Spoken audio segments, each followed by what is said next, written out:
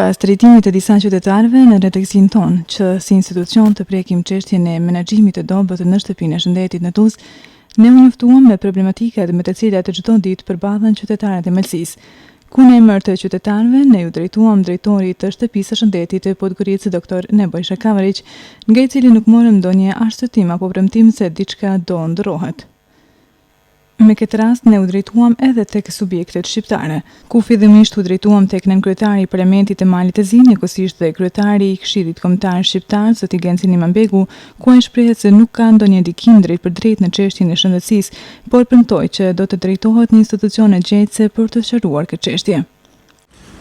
Së pari doja t'ju përgëzoj për mua një emision shumë do të thoja në mënyrë profesionale të punuar, i cili njofton edhe opinionin publik Malësisë dhe unë personalisht jam njoftuar për këtë çështje që banorët e Malësisë i shprehin si probleme në arritjen e mbrojtjes tyre shëndetësore.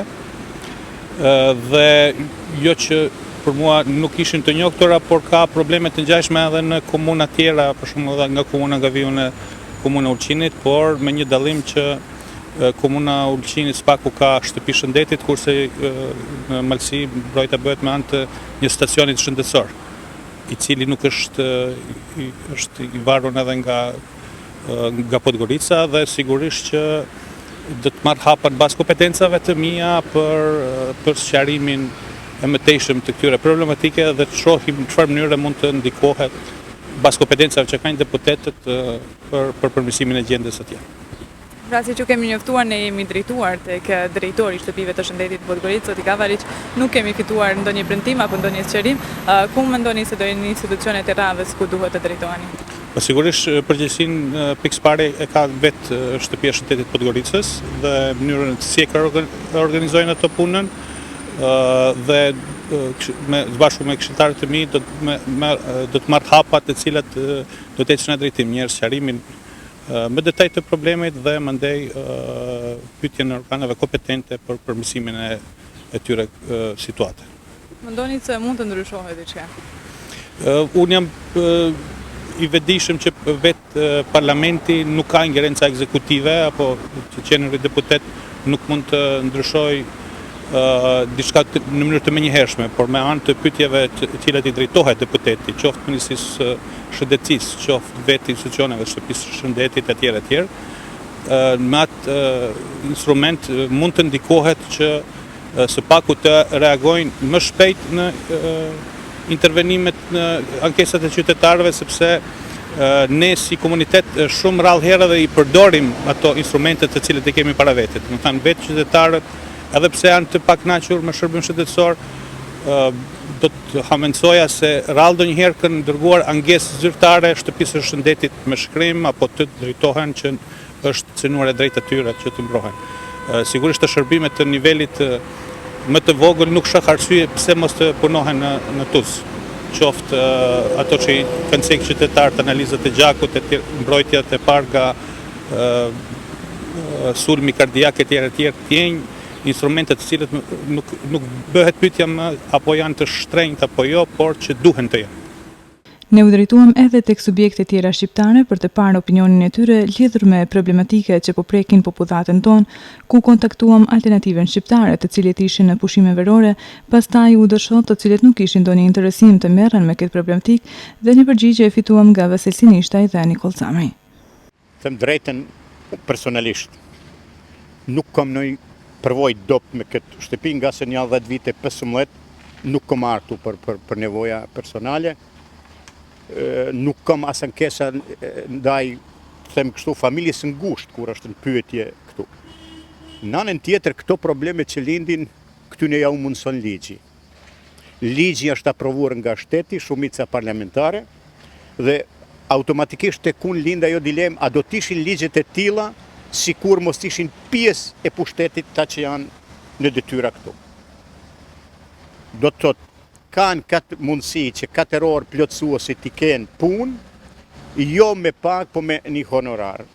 Kur kush nuk e ka verifikuar ajo që është gënjen dhe befason çdo qytetar, është vetë fakti se bëhet fjalë për 2 persona funksioner publik, një kryetar të komunës dhe një deputet, cilët në mënyrë profesionale, as këtë se kanë verifikuar. Marrëdhënien e punës e ka si kryetar komunët, apo e ka si mjek në shtëpinë e shëndetit pranë stacionit shëndetësor këtu në Tuzë. Do të thotë janë të pa verifikuara, befason fakti pse njerëzit të cilët me atë orar pune për 8 orë efikasen komun apo deputet, ju garantoj, sidomos në pjesën e deputetit, se nuk mund të arrijnë ati që ja ka mundësuar funksioni me votën e popullit. As në një mënyrë. Dhe të angazhohen edhe 4 orë tjera dhe qytetarët presin, e sidomos në këtë kohë të vapës, është e pa faj, nuk falet hiç. Dhe duhet ata vetë mendojnë për këtë çështje, nga vetë fakti se pushteti me qëllim i lënë se njëri është mjek i përzgjelur ndoshta edhe tjetri, dhe automatikisht e kanë mundësinë që të kenë 2000 persona në listën e vetë dhe krijohet një, hajtë themi, afërsi me njerëzit që vinë këtu dhe kanë nevojë për të fituar një ditë numrin e duhur të votave dhe që kanë gjanë në malësi. Në anën tjetër, ata vetë duhet të sillen më mirë me popull, dhe ajo që më ka shtyr të mendoj për këtë çështje është vetë fakti nga dhënat që kanë dalë nga Servisi Publik Nacional i Malit të Zi, Radio Televizioni, 38 mjek të ri të diplomuar janë të papunë sot, apo në fillim të qershorit ishin të papunë. Besoj se numri shtohet e kur nuk zvoglohet, mirë po kjo është ajo që flitet, e nuk është vetëm rasti në këtë shtëpi. Kemi probleme edhe në shkolla, edhe në qendrën për çështje sociale, edhe në institucionin që i quhen zyrja entit për inkuadrim. Të gjitha këto lidhin nga vetë fakti se njerëzit nuk sigurojnë efikasitetin dhe ma ekonomike ndaj qytetarëve për t'ju bërë servisin, se aty nuk janë për hir të vetvetes. Ata kanë rrogën e rregullt. Kjo është ajo që më ka zhgënyer duke parë emisionin tuaj pikrisht aktuale, dhe njerëzit cilët me të vërtet vuajnë nga aspekti shëndetësor, vinë dhe presin me orë tëra dhe nuk ka mjek adekuat, jo se jo ata që janë të paguar për të qenë në momentit e duhur atu. Ose për ndryshe të shkruajnë se nuk punojnë prej orës kaq e kaq për të gjetë rrugdalje tjetër. Kjo flet për ata që dikush mund të marrë një rrogë të plot dhe një dadhim mes rrogës plot dhe asaj që ushtron, e në anën tjetër lënë dikën të ri në fillim të karrierës punës, pa punë në moshën më të mirë dhe në atë kohën kur mund të jap më tepër kontribut, themi kështu, nga aftësia edhe profesionale edhe nga aftësia fizike për të ndihmuar njerëzit që kanë nevojë shëndetësore. Duhet të di opinionin tuaj si jurist, se si vetë qytetarët, si ata të cilët i përfaqësojnë, ku janë ato institucione, ku duhen të drejtohen për të marrë ndonjë reagim, për të zgjedhur kjo çështje, që të mos besin vetëm në pritje të fatit. Asaj që konstatuat ju se nuk ju kanë dhënë apo nuk kanë dhënat. Kjo është fare lehtë për ta dëshmuar, ju thash një mënyrë, ana tjetër është ana zyrtare me shkresë për t'ia bërë endit për inkuadrim në Mal të Zi drejtorit. Drejtori është në kryetari i parlamentit Suljo Mustafiq, Zotëria Mustafiq, dhe duhet të merr një përgjigje të vërtetë se sa mjek të diplomuar ka në endin për inkuadrim. Në moment do të më interesonte se sa ka pikërisht nga kryeqyteti Podgorica apo të themi ndoshta nga Treve Malësisë. Kjo është numër 1. Numër 2 janë nismat e ligjeve. Kjo duhet të thuhet ministrit të shëndetësisë, se këtu ngjan diçka që nuk mund të ecë sidomos me kohën. Sot, gjatë verës, nevojat janë më të mëdha për intervenime shëndetësore. Kemi çështjen e ushqimit, çështjen e nuk e di, temperaturat e larta, dehidrimi, gjitha këto shkaktojnë një nevojë më të shpejt për të bërë servisi, shërbimi shëndetësor në stacionin shëndetësor në Tuzë. E nëse mjeku mungon, e nëse më rrinë në Podgorica të thonë a ke shku në stacion Tuzë, ti thuaj jo, apo do të arsyetuash pse atje nuk ka pas dikën kur s'kem me thanë. Do me thanë, e keqja të keqes është se ne të vetet kur nuk dojmë t'ja u thomi në sy, apo t'ja thomi ankesën organit kompetent. Ministrisë të shëndetësisë të Malë Zi, për t'ja bërë shkresën, e politika është ajo që do duhej të reagonte. Unë ju thaç për fat keq në Treven e Malësisë, nuk është veç problemi këtu, po keni probleme gjithku të doni, dhe duhet menduar nga njëherë se a ja vlen ne të jemi kështu me drejtora dhe shefa ullhec nga vendi, apo me të vërtet kemi nevojë të na sjellin dikush si atë Shqepanin e rrejshëm në Maltezi, si mret, për të na bërë servis ma duhur. Mendoj se këtu ka pas diplomuar shqiptar mjek, edhe specializues, edhe asi që kanë specializuar dhe kanë ikë pikrisht nga mjedizi se nuk e kanë gjetë vetën në mjedis, apo nuk kanë mujtë vinë deri tek vendi i punës.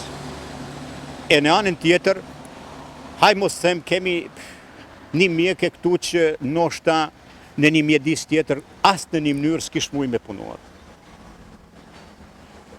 Atë vend punët, ata pacientat cilët janë të shënuara, ndoshta tek ajo, apo tek ai mjek, duhet t'i bëjë dikush tjetër. Këto janë ato mangësitë e mjedizit, ne, sidomos si shqiptar, jem fort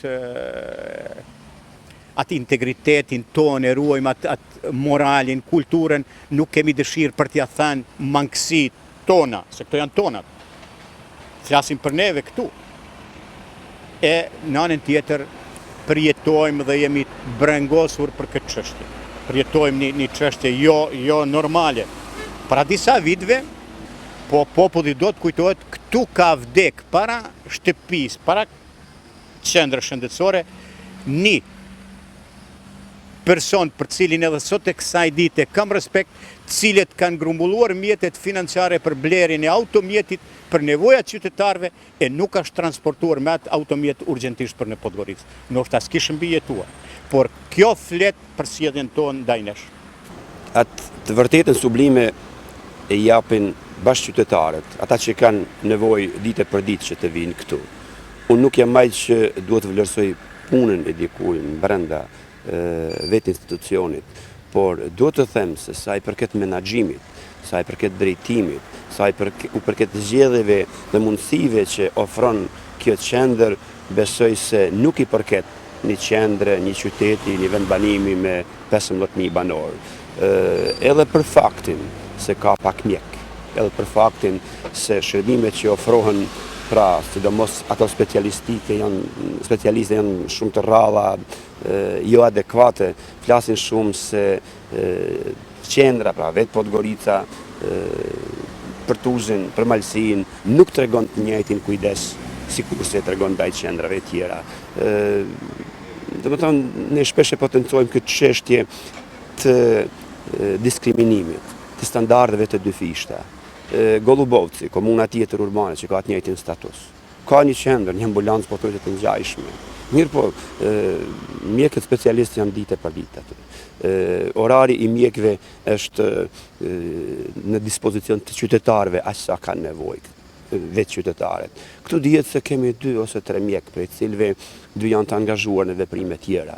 Nëse një njeri i kalon 8 orë në punë profesioniste diku tjetër, nuk besoj se mund të ketë mundësi që të jap maksimumin edhe në atë kohën e punës apo punën që e bën për krye orarit.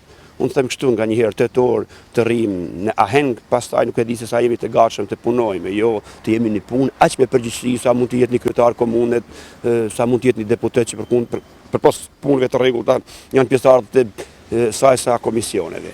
Megjithatë, unë duhet të apostroj faktin se qendra, se vetë drejtoria, se ata që vendosin se kush dhe si të punoj kjo qendër nuk dëshmojnë përgjegjësinë adekuate, nuk ofrojnë ato çka Tuzi, në fakt çka qytetarët e Malësisë kanë nevojë, dhe unë ju thash, jam tepër i vogël karshi qytetarëve që unë ta vlerësoj punën. Nëse ata kanë ankesat me siguri janë të qelluara, unë vetëm duhet të them se qytetarët e Malësisë në përgjithësi janë mësuar të durojnë dhe shumë vështirë ankohen dhe ta dinë se kur ankohen vërtet kanë arsyeën e plot. Unë mendoj, pra, duhet të them se për menaxhim ankesa ka vend dhe këtu duhet në mënyrë imediate të ndërmerret diçka që të përmirësohen kushtet e ofrimit dhe sidomos orari të jetë në dispozicion, të jetë i tillë pra që të qytetarët të mund të fitojnë ndihmën e parë, atëherë kur ata kanë nevojë, se ne nuk mund ta zgjellim e ta planifikojmë se kur do të jemi të smur apo jo, kur do të ftohemi apo jo, kur mund të ndodh një fatkeqësi diku apo jo. Kështu që kjo ambulant definitivisht nuk shërben asaj për çka do duhet të shërbejë. Një qendër e këtill, një vendit me kaq banor sa ka Malësia. Ne si institucion në emër të qytetarëve ju drejtuam drejtorit pra të shtëpive të Shëndetit, zotit Kavariq, pik për pik në këto çështje të cilat i kanë prekur qytetarët, problematike të cilat i shohin dhe nuk kemi fituar ndonjë përgjigje kurçë konkrete. Si shihni ju këtë papërgjegjësi ndaj qytetarëve? Po, unë besoj se zotin Kavariq dhe ata që drejtojnë dhe të cilët janë, ose them kështu që në mëshirën e të cilëve ne jemi, duhet t'i pyesim dhe t'u drejtohemi vetëm disa muaj para zgjedhjeve. Kur kalojnë zgjedhjet, ata nuk kalojnë më ndonjë interesim për këtë vend. Me siguri, sikur t'ishim në afatin e zgjedhjeve diku dhe t'i tregojmë këto shqetësime, ata do të vinin këtu me pas qytetarët, të dëshmojnë ja ku jemi ne. Mirë po, pastaj nuk kemi ku t'i gjejmë. Është një përgjegjësi totale pra në ata të cilët drejtojnë dhe administrojnë këtë qendër. Duhet të kthejmë, unë përsëritë ajo se sa i përket vetë punës, unë duhet të mendoj se mjekët e papërgjegjshëm nuk ka. Domethënë vetë profesioni i tyre nuk u lejon të jenë të papërgjegjshëm. Mirë, por ngarkesat që u vehen, i detyrojnë që ndaj pacientëve të jenë të papërgjegjshëm. Sa është pamundur që për 3-4 orë të kontrollohen 40-50 pacientë apo sa presin aty në radhë. Mjafton të hyjmë nëse kemi nevojë dhe shohim se çfarë të llovjet është aty. Cili mjek duhet të jetë domethënë një super mjek që të ketë mundësi edhe të dëgjojnë të gjithë ata. Jo më edhe të marrë ndonjë ekzaminim apo të shkruajë ilaçet që natyrisht çdo smundje dhe çdo njeri i don të ndryshme. Në këtë mënyrë unë përshëndes edhe këtë iniciativë dhe idenë që të provojnë të trokasim që edhe përmes medjeve, edhe qytetarët dhe politikanë në dyert të duhura që kjo qendër të jetë në shërbim të qytetarëve të Malësisë dhe përmasa sa i takon këtij vendit. Ne kemi pas sa raste që njerëzit shef kur kuj nuk i dihet se ku e ka fundin, mirë, po e jona është që t'i japim të gjithë çka është e mundur që njëri t'ja lehtësojmë dhimbjen apo t'ja vazhdojmë jetën, t'ja shpëtojmë jetën. Ne kemi pas raste që në një farë mënyrë në opinion kanë mbetur si të patrejtuar, si të shkuar para kohët për hir se ka munguar shërbimi adekuat në momentin e duhur, sepse Podgorica nga një herë është edhe larg. Këtu, kaq banor, ne duhet kemi edhe shërbimin gjatë natës, dhe mundësinë e mjekimit ditore kështu me radhë. E lënë më çështjen e pediatrisë dhe pjesës që është për fëmijët, që është ndoshta edhe pjesa më ndjeshme. Mjafton të shkojmë aty dhe shohim se aty ku pritet sa fëmijë në Kallabllak, në kohën e vakcinave, në kohën